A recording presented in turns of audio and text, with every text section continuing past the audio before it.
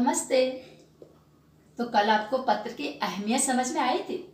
समझ में आया था कि कितना अंतर होता है इलेक्ट्रॉनिक मीडिया वाली चीज़ों में और हाथ से लिखे पत्र में। उसमें खूबसूरती का भी महत्व होता है, रुचिपूर्णता भी होती है, सुंदर अक्षरों का ध्यान भी रखते हैं और एक विशेष लगाव होता है। बिल्कुल वही जो माँ के हाथ के खाने की बात होती है, वही पत्रों की होती है। तो आज हमने एक पत्र आपके नाम लिखा है। कल जो बात की थी कि पत्र में संदेश महत्वपूर्ण होता है, तो एक पत्र जो कि टीचर ने आपके लिए लिखा है, तो मैं वो पत्र आपके सामने पढ़ रही हूँ। हाँ, एक बात ध्यान रखना, सुनना ध्यान से, और उस पत्र का जवाब आपको पत्र में ही देना है। और कल जो नियम पत्र लिखने के बताए थे, वो सब आप उसमें पूरे करोगे। तो मैं पढ़ती हूँ पत्र। मेरे प्यारे बच्चों, ढेर सारा प्यार। कैसी चल रही है आपकी ऑनलाइन क्लासेस? पढ़ने में मज़ा आ रहा है ना? मैं इस पत्र के माध्यम से आपसे कहना चाहती हूँ कि अभी भी यदि आपने देर से उठने की अपनी गंदी आदत ना सुधारी हो तो सुधार लो। इसके लिए इससे अच्छा वक्त फिर नहीं मिलेगा। सुबह उठकर छत पर जाएं और सूरज को उगता हुआ, बढ़ता हुआ और चढ़ता हुआ देखें।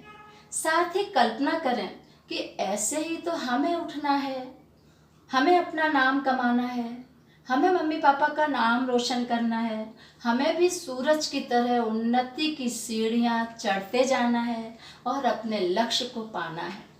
पर एक बात ये भी ध्यान रखनी है कि सूरज अपनी जगह तक पहुँचने में तपता भी है। ऐसे ही आपको भी तपस्या करनी पड़ेगी।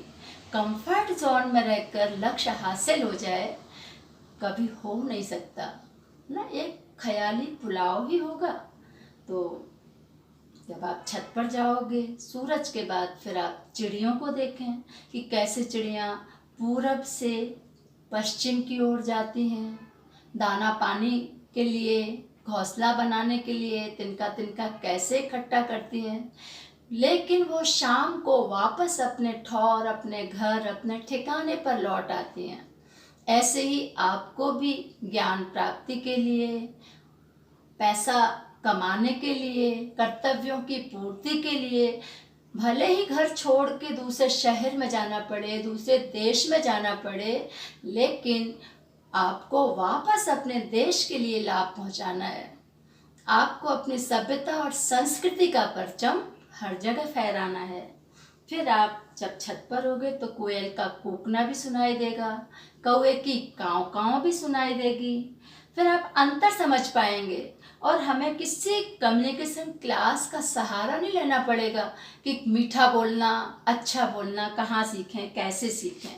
हमें एक प्रकृति स्वतः ही सिखा देती है। चांद की 16 कलाएं देखेंगे तो हमें समझ में आएगा चांद भी कैसे धीरे धीरे छोटा सा फिर बड़ा होता है, और पूर्णिमा से कैसे धीरे धीरे छोटा होता चला जाता है। तारों की बारात भी आपको दिखेगी। तो ये सब चीज़ें तब होंगी जब आप प्रकृति से नाता जोड़ोगे और कंफर्ट जोन में रहना छोड़ोगे। इस बार इतना ही। हाँ, ध्यान रखें कि इस पत्र का उत्तर आपको पत्र के माध्यम से ही देना है। यही एक छोटा सा टास्क, छोटा सा गृह कार्य है।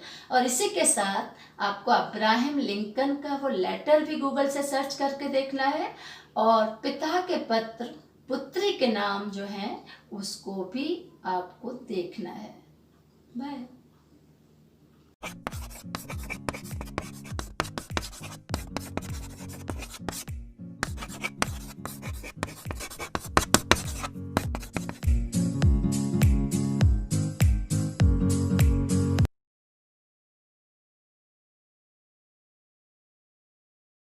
Subscribe now and press the bell icon.